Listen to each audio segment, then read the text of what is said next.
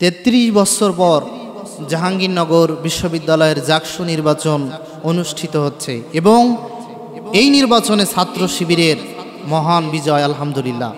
কারণ বাংলাদেশে একটা মাত্র সংগঠন যেটা বাংলাদেশ ইসলামী ছাত্র শিবির। এই ছাত্র শিবির কোনো সাধারণ কোনো দলীয় সংগঠন নয়। যে সমস্ত ছেলেরা ছাত্র শিবির করে তারা একজন আদর্শ মানুষ।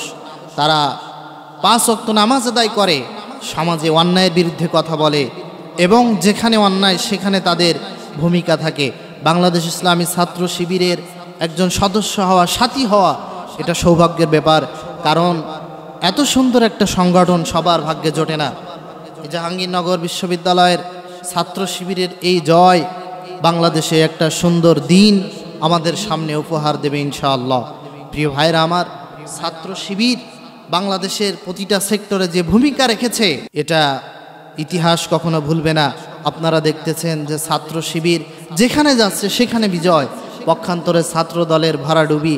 কারণ ইসলামের পক্ষে যারা থাকবে, কোরআনের পক্ষে যারা থাকবে, আল্লাহ রাব্বুল আলামিন তাদের আজ হোক কাল হোক বিজয় দেবে ইনশাআল্লাহ।